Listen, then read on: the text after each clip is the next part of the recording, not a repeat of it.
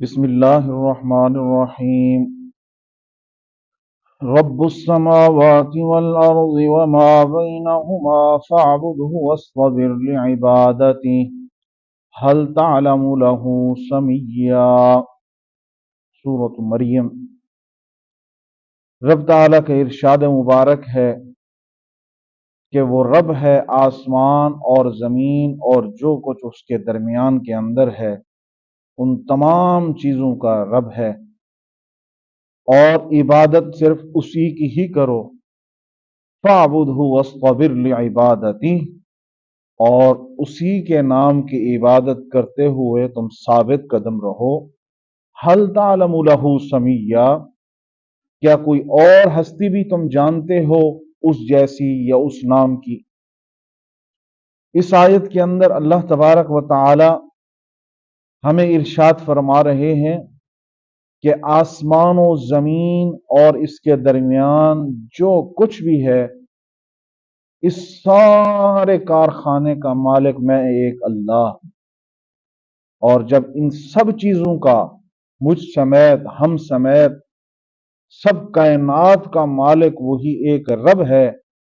تو عبادت بھی پھر صرف اسی کے نام کی ہی کرنی چاہیے اور اسی کے نام کی ہی عبادت ہے۔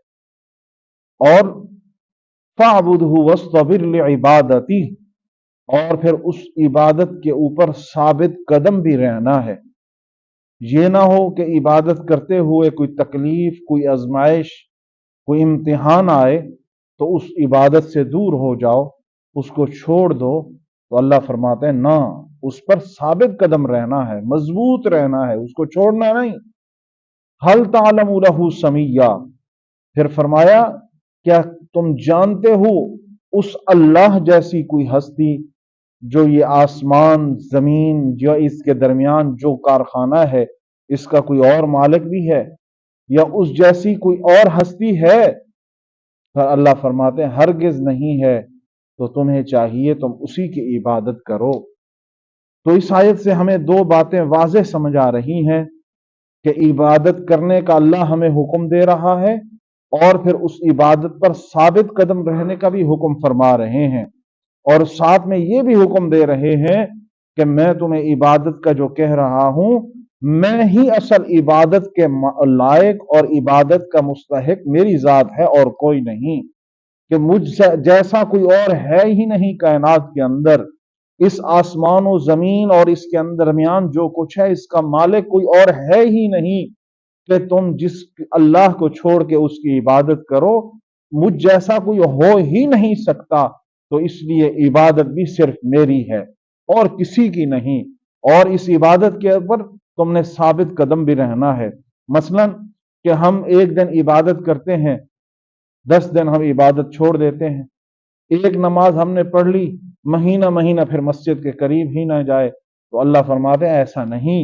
عبادت بھی میرے نام کی اور عبادت پر ثابت قدم بھی رہنا ہے، اور ہمیشہ کی بھی کرنی ہے اور میرے نام کی ہی عبادت کرنی ہے۔ اور کہیں تم یہ نہ ہو کہ ایک دن اللہ کے نام کی عبادت کر کے تم پر کوئی سختی، مصیبت، کوئی آزمائش آئے، تم فوراً اس سے ہٹ کر کوئی اور دروازہ تلاش کرنا شروع کر دو، کوئی اور راستہ تلاش کرنا شروع کر دو۔ اللہ فرماتے اور کہیں نہیں جانا، مجھ سے ہی مانگنا ہے، میری ہی عبادت کرنی ہے، اور عبادت کے لائق میں ہی ہوں اور کوئی نہیں، مجھ جیسی کوئی اور ہستی ہے ہی نہیں، میں اکیلا وحدہ لا شریک ہوں، میں اکیلا خدا ہوں، میں اکیلا اللہ ہوں، میں اکیلا آسمان و زمین اور اس کے درمیان جو کچھ ہے ان سب کا مالک ہوں۔ رب السماوات، میں ان سب کا جو کچھ بھی ہے ان سب کا میں ہی رب ہوں اور کوئی نہیں، اس لیے عبادت صرف میری، کسی اور کی نہیں کرنی آپ نے۔